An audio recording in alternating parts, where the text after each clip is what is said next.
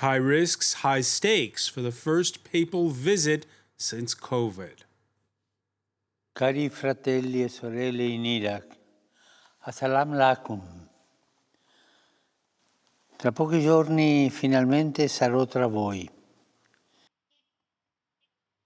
Iraq, the destination for a trip that Pope Francis said he could no longer put off, despite the sanitary issues of crowds and religious services, despite the always volatile security situation there, the Pope to make the journey to the birthplace of the prophet Abraham in the wake of 2 decades of intercommunal strife that have culminated in ISIS and forced most Christians in Iraq to flee.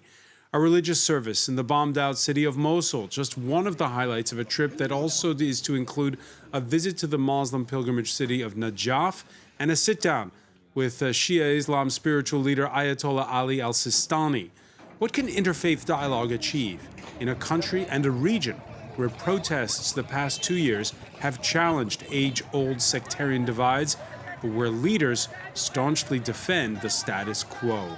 Today in the France 24 debate, we're looking at the Pope's visit to Iraq. Joining us from Washington, French priest Patrick Desbois, president of the advocacy group Back to Life, which supports the Yazidis and chronicles their persecution by ISIS inside of Iraq. Thank you for joining us. Thank you.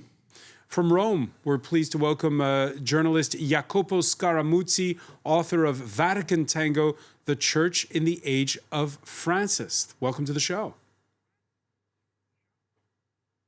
Thank you. Hello from Rome. And with us here in the studio, Sarah Daniel, senior correspondent for French weekly news magazine. Do you say Le Nouvel Obs anymore? You can if you want. L'Obs, Le Nouvel Obs. Le Nouvel Obs. L'Obs. All right. The France 24 debate on Facebook and Twitter. Hashtag F24 debate. And I should mention, and I will, your book on the plight of a young Christian woman at the hands of ISIS. We'll talk perhaps a little bit more about that shortly. I come as a pilgrim of peace are the words of Pope Francis in a statement on the eve of his departure for his first trip anywhere since February of last year. Emerald Maxwell has more. Preparing for an historic visit.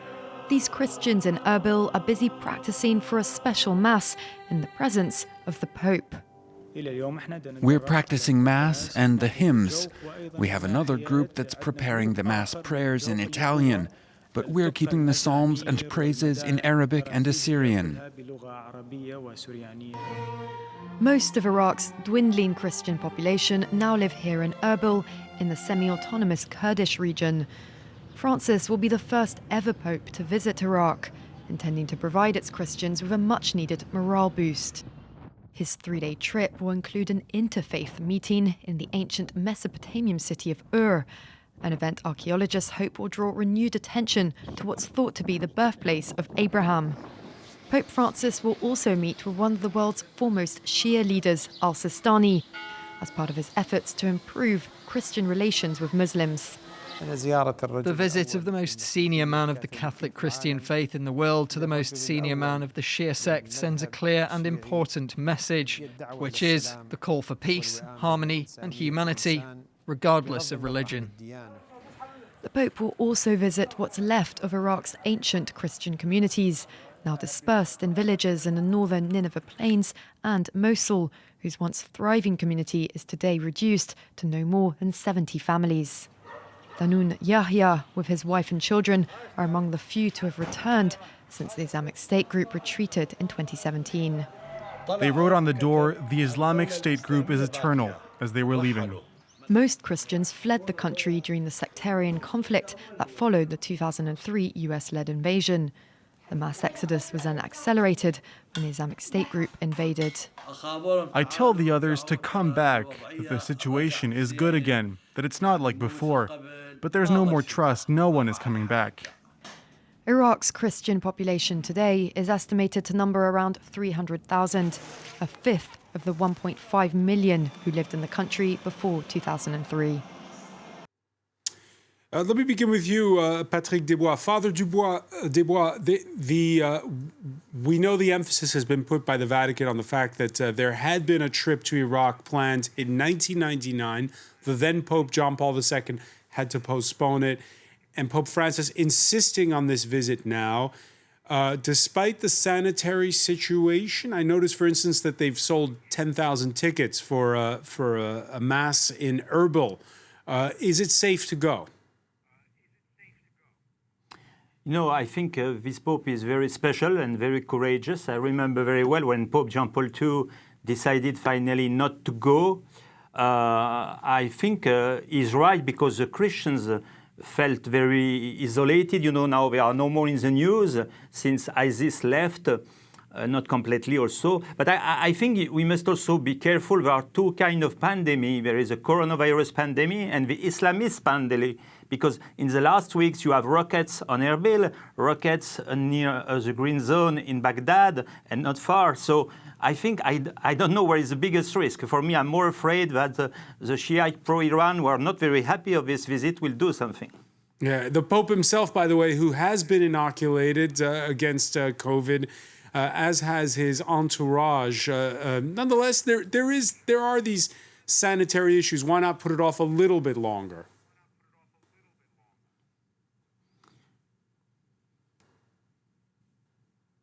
Father Desbois? Yeah, but as I said, I think the Pope is very careful about that. And what I heard from the ground, they are more concerned about an attack somewhere would completely can disturb. Don't forget rockets on the airport. I think in West we speak more about the pandemic, but on the ground, you know, you had rockets near the embassy of China in Erbil and near the airport, and people from the American embassy were injured. So me, I'm more afraid about that. I think we speak more about pandemic in West because we are in pandemic, but there is the other pandemic who is sending rockets. Sarah Daniel, you agree? Yeah, absolutely. You have to understand when you go to those places, often people are not even covering themselves. There's such, problems more important to them than the pandemic. That, of course, it's a sanitary concern, but I have to say it's a huge sign for the Christian in this region, and I think it was a little bit awkward that no Pope visited this place where Christianity was birthed. So I think it's a very important sign, and all those community who felt really forsaken, it's going to make reassure them a little bit. Jacopo Scaramucci, which has been more of a concern, you think, ahead of this trip? The sanitary situation, or as described by Father Desbois, the security situation? I think both, because the Vatican said very clearly that they had to think to the issue of the pandemic, not for the Pope, because as you said, the Pope was inoculated with vaccine and all his entourage, but more for people who could assist to his public appearances and in crowd, and that would be a little bit risky. That's why, for example, the Vatican and the local church organized just a few people for the public appearances of the Pope. There will be no crowd. As you mentioned, 10,000 tickets for the Erbil Stadium, who can have 30,000 people inside. So there is the awareness not to make a risk for the Iraqi population. But of course, there is a big concern, a big awareness of the security risk that this trip faces. I should also add there is a third risk, although it's more personal risk. Pope Francis in the last weeks had a resurgence of chatalgia, of sciatica, so a problem at the muscle in his back and in his leg. So he has some difficulty in walking in the last period, but he insisted to go. That means that for him and for the Iraqi Christians and for the Iraqi state, his presence, his trip is so important that every risk has to be overcome. Yeah, I want to get back to that issue of the personal risks for Pope Francis, who's 84 years old. But first, let's look, and I want to welcome to our discussion at this point from Omaha, Nebraska, Ramazan Kilinc, Director of the Islamic Studies Program at the University of Nebraska. Thank you for joining us here in the France 24 debate. I just want to go over with our viewers here the schedule. He arrives in Baghdad. He's going to meet with priests, seminarians, and nuns in the same cathedral where Islamic militants in 2010 slaughtered 58 people. He'll be going south, as you can see on this map, to the Shia heartland.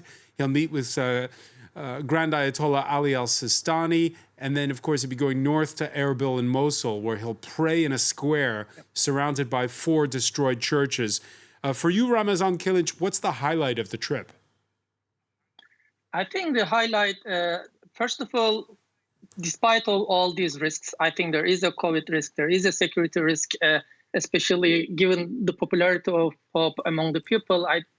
But at the same time, I think the Pope wants to give maybe 3 messages with this trip, and the places of visit that you mentioned really shows that. The first one is, of course, to the Christian minority in Iraq, because they have been dwindled over the years, especially after 2003 Iraqi war, and then the rise of ISIS after that, and so forth. First Al-Qaeda, then ISIS. So Iraqi Christians, 80% of Iraqi Christians actually left the country, which is really a huge thing, and 2/3 of them are Catholic. So the first message is to them, I think. In that regard, the Pope wants to comfort those Christians in the country. But the choice of meeting with al-Sistani and also a visit to Abraham's birthplace in Iraq, the city of Ur, are also important. First of all, Pope Francis is known as a reconciliatory figure. He tried to reconcile among different types of people, which included reaching out to the Muslims. Just 2 years ago, he visited United Arab Emirates and with the Sheikh of Al-Azhar University, which is considered an important Sunni university in terms of religious teachings. With him, he declared a document called Document of Human Fraternity. Document of Human Fraternity. And now he's reaching out, a very significant figure among the Shias, because al-Sistani is an important figure, and he lives in Najaf, which is a very sacred city for Shia Muslims. So he's somehow he's extending that message to all of the Muslims, not only the Sunnis, which is really rare among the Pope's visits. So that's another thing. And of course, as always with a papal visit, it's been carefully planned in advance. When he sits down with the 91-year-old al-Sistani, it's labeled a private visit. The protocol has been carefully studied beforehand, Ramazan. So that's really an important message, and I think it's a very right choice as well.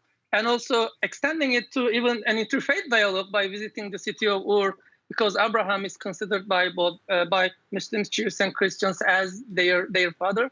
I think in terms of the design of the visit, that has been well done.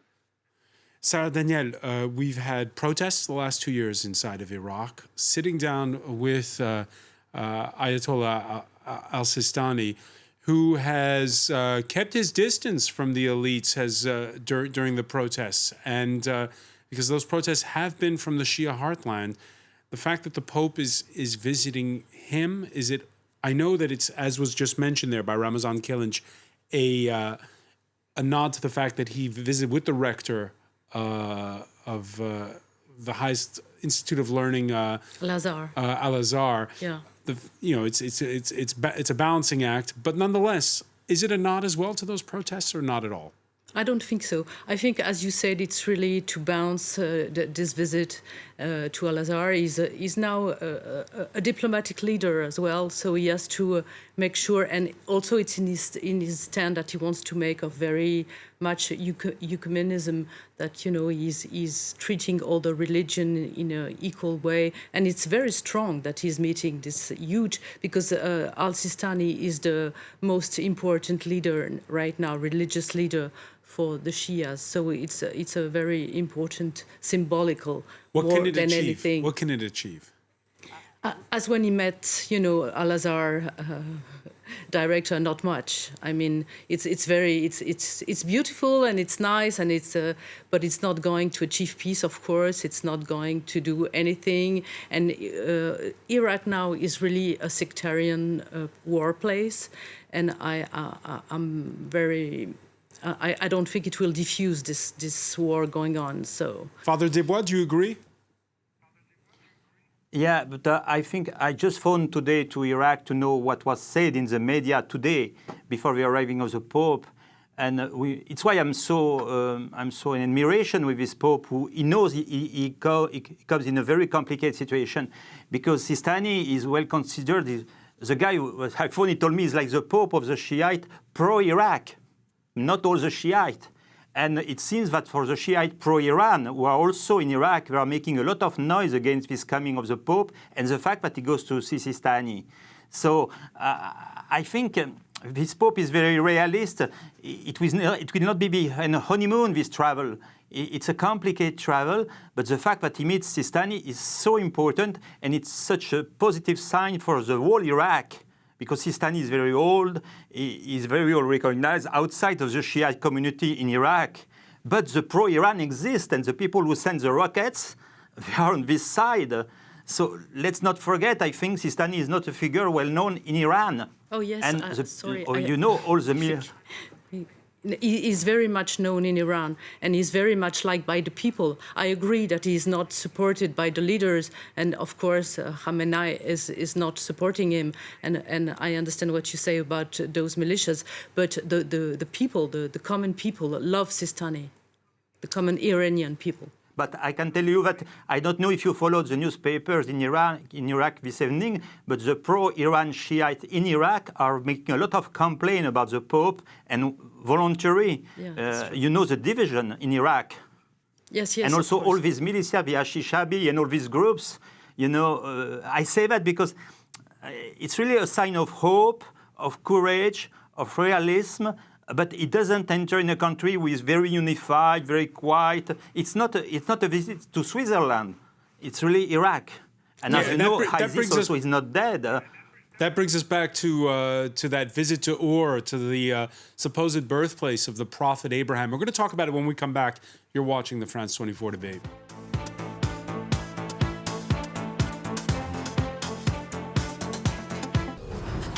From North America to the southern tip of Patagonia, join us for a look at the latest political, economic, cultural and social news from the Americas. Inside the Americas, presented by Jeannie Godula on France 24 and France24.com. France by France 24. A quirky insider's guide to understanding France and the French on French Connections. Straight talking and frank views from residents of France's tough suburbs who film their lives for the Bonheur Project. An in-depth look at political and social events shaping France in France in Focus. From fine dining to architecture and much more, discover uniquely French talents on You Are Here. And finally, from the workshop to the catwalk, follow the latest trends on fashion.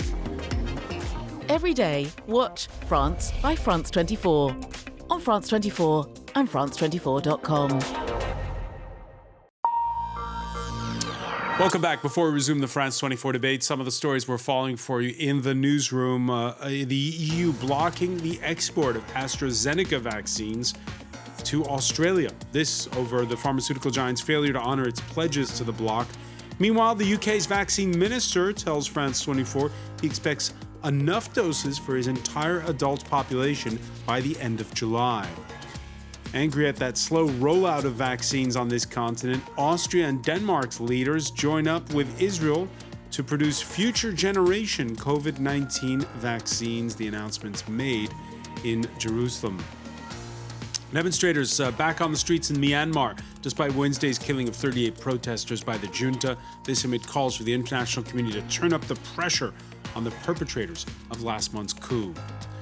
And Hong Kong authorities either reject or appeal bail for 47 prominent pro-democracy activists. This as China's parliament gets set to amend Hong Kong's electoral system to ensure that, quote, patriots rule that former UK colony.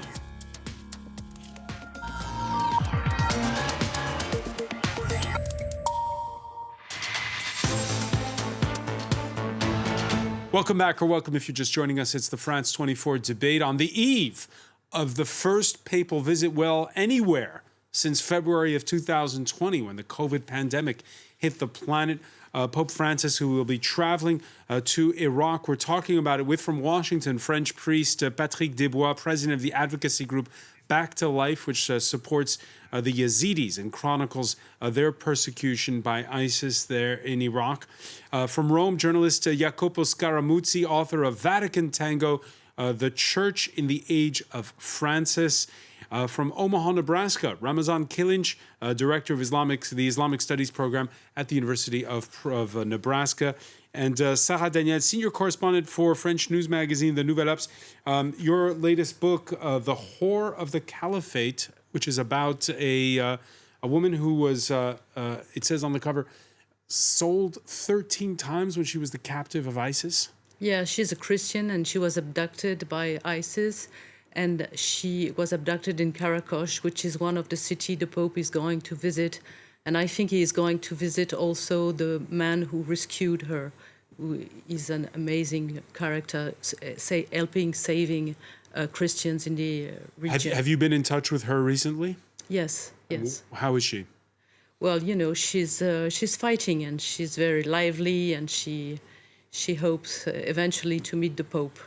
What message do you think she'd have for him? She wants justice, and she wants that you know, the atrocities that she's been put through to be judged, and she wants her word out. All right. The name of the book is in French. It's not out yet in English. The Whore of the Caliphate. Pope Francis, who, by the way, released a lengthy statement this morning from the Vatican on the eve of that visit. Vengo come pellegrino di pace in cerca di fraternità, animato dal desiderio di pregare insieme e di camminare insieme, anche con i fratelli e le sorelle di altre tradizioni religiose, nel segno del padre Abramo, che riunisce in un'unica famiglia musulmani, ebrei e cristiani. The sign of Father Abraham, who brings together in one family Muslims, Jews, and Christians. It's something we broached there in part one of our discussion, Jacopo Scaramuzzi, which is this question of how far you can get with interfaith dialogue. Why is the prophet Abraham so important? Well, the prophet Abraham is the patriarch common to Christians, Muslims, and Jews. So he is the common father, let's say. And as a common father, he has sons who are brothers together. That's why the motto of the trip is "You are brothers." I think this is a very important thing to underline. Pope Francis, of course, goes to Iraq to encourage and sustain the Christian community, but also to speak to the entire country and to dialogue with other religions, especially with Shia Muslim, because he thinks that he has in Iraq and in all his ministry, he has to to build bridges, because if the Iraqi people all together overcome the difficulties, the violences of these years, then the entire country will benefit of it. Whereas where the different groups following sectarian divides and the clash of civilization fight one against the other, everybody, the Christians, but the entire country will collapse. He underlines very much that the Christians are not just a minority, but citizen with full rights and full obligation as the other citizens, and they are not at all foreigners in Iraq. The Vatican has a good memory. The representative of the Pope was the only diplomat to stay in Baghdad during 2003 U.S. military intervention. They remember very much how many damages this military intervention made, how much the ethnic, religious, sectarian divide can destroy the whole country and can damage the Christian community. So he goes there to encourage the whole country to work together as brothers. Of course, there will not be a consequence, an immediate consequence from a political point of view, but in the long term, that's the recipe for the country to overcome the actual problems. Ramazan Kilic, do you agree with Jacopo when he says there that this is a message that will resonate particularly strongly with Shias in Iraq? I think so. Of course, for the Christians in Iraq, as all the minorities in the country, or all groups, even sometimes in the majority, what can protect them for long term is a constitution which actually protects equality of all the citizens. What Jacopo said about how the link between interfaith dialogue and equal citizenship was interesting. I really liked that idea. But for full protection for the Christian minority, if that's the biggest concern for the Pope, is actually a constitution that protects major freedoms for all the groups in the country, and because on the reality in Iraq we have Christians and Muslims as the biggest groups, but also we have other groups. I think Abraham, in that regard, can be used as a symbol. You wrote a piece. You wrote a piece, Ramazan, in the conversation where you say the long-lasting solution to improving Christian status is maintaining the rule of law in Iraq, and that the Constitution drafted in 2005 declares Islam as the country's official religion. Singling out one religion at the expense of others can put religious minorities at risk unless clear protections are provided, you argue. That's correct. And in some countries we have official religion, but there are some protections, even in Western countries. That's in itself may not be a problem, but as it is implemented in Iraq today, I think singling out Islam as the official religion sounds like it doesn't have protections at this point. So there have been some problems, for example, in marriages in some cases, or so I think that's a key. Of course, the United States, for example, has worked with Christians, especially in northern Iraq, and offered help in the recent years. However, for Christians, actually, the real protections are equality before the law, as well as all other groups. And that help from the United States in rebuilding churches, is that, does that foster resentment on the part of other communities? Is that what you're saying? No, I'm not saying. I'm just saying that Christians have good relationship with the Western countries is a good thing, especially in the short run, to improve their status, to build their infrastructure in ISIS destroyed areas. But the real protection for the Christian minorities is actually having an embracive. That's not in their hands. This is not a blame on them, but an embracive system, an institution that actually that treats all the groups equally is the real protection. That's what I'm trying to say. Sarah Daniel? Well, that would be wonderful, but let's not be naive. There is not really a state in Iraq. There's not an army unified, and as was shown in 2014, nobody could defend anyone when ISIS wanted to take Mosul, and especially not the Christians in Karakosh. They had to flee, and not even the Kurds were able to guard them, and it's a sectarian country now with a lot of different militias, and for now maybe even. But did you get the sense with those protests that began in 2019 that there's a younger generation that perhaps wants to go beyond the the horrible ethnic cleansing we witnessed after 2003. Absolutely. The young generation is sick and tired of the confession and sectarianism. But what can be done as Iran has a very tight grip on this country and doesn't want to let this grip escape from power. So it will be very hard for this young generation to fight and have a unified country. Patrick Desbois, interfaith dialogue, again, how far does it get you? I know you work with the Jewish community. You work in helping the Yazidi minority, which is another religious minority in Iraq. How do you go about it? I think I'm totally agree with the last speaker. Everybody has a complicated life now in Iraq, but the Yazidi, there are still 18 camps of IDPs. Yazidi, each camp is 15,000 people, 25,000 people. And the woman escaping now, still escaping. A woman goes out of ISIS today in Syria. She has been sold the minimum 25 times. And we try to rescue these people. They see all of them, I would say the coming of the Pope is like a moment of hope, For them, it's a religious man, mondially known, who is coming to Iraq in their country.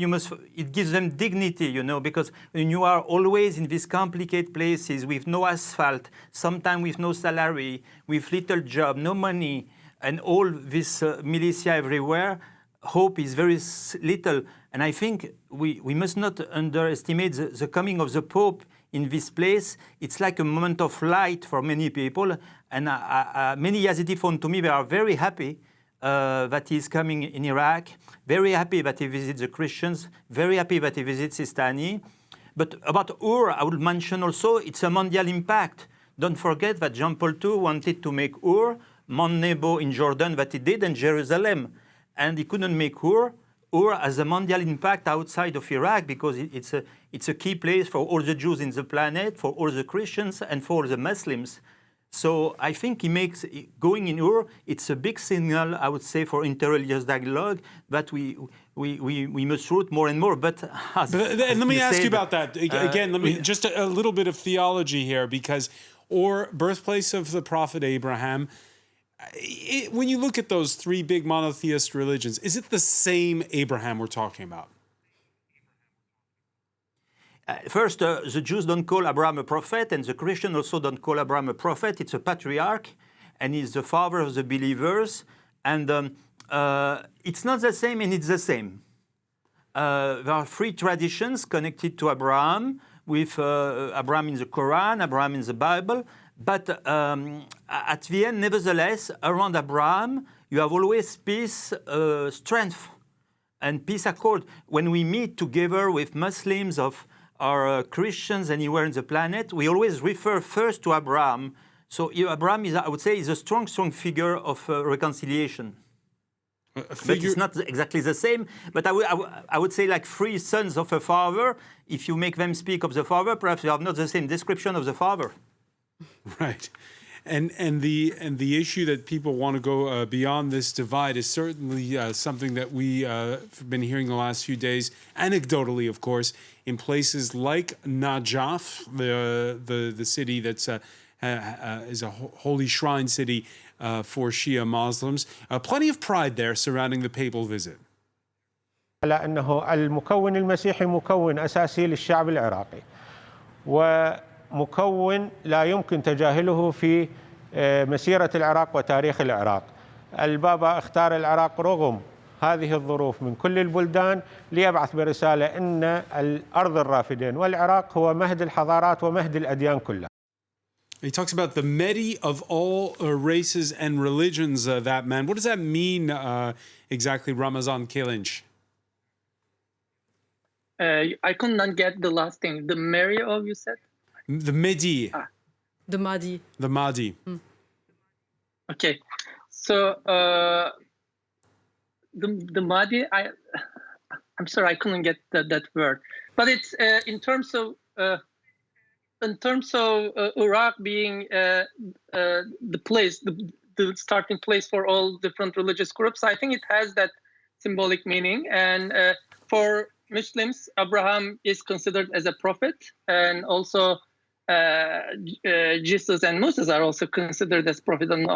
But I think since many consider Ur as the supposed birthplace of Abraham, that I would agree if I didn't miss a word there. All right.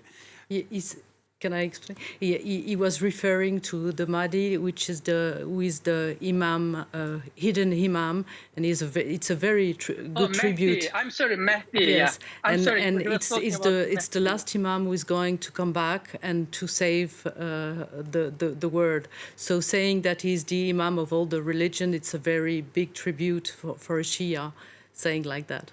Talking that way about the Pope. Let me ask you, Sarah Daniel, having covered the various conflicts that have taken place in Iraq before and after 2003, surely when he goes to bombed out Mosul, that's going to be an important moment. Oh yes, it's going to be a symbolic, important moment, and you've seen the images, I think, of Mosul, and it's devastating. I mean, no reconstruction so far has been conducted. It's totally destroyed. I think it's going to be very emotional. No Christian, or maybe a few, but very few. Has come back, so and to see all these churches. You mentioned some Americans who are trying to put some money to reconstruct them, but still, the job is not done. And it's really a sad and grieving situation. Because ISIS was pushed out of Mosul. What is it now? More than 3 years ago, right? Yes. The city is still completely in ruins, or it's starting? The center is really in ruin, totally. No reconstruction whatsoever. Wow. At the beginning of the conversation, Jacopo Scaramuzzi, we were speculating about the reasons of why the Pope couldn't put off this trip. And you mentioned the Pope's frail health. There's been speculation that this Pope may do the same as his predecessor Benedict and retire at some point. He is 84. Is he in a hurry because of that? Well, I mean, when you are 84, of course, you think that perhaps you will not have many years in front of you. There is no sign that he will resign in the near future. Also because his predecessor, Benedict, is still alive. So that would be really weird to have 3 popes at a certain point.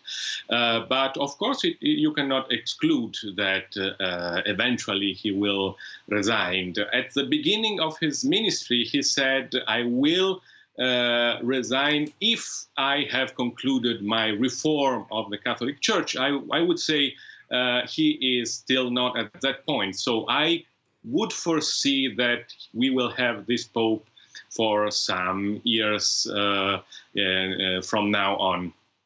And this visit to Iraq fits into a pattern, doesn't it, of going to places that are not necessarily, the center of power when you look at today's globalized world.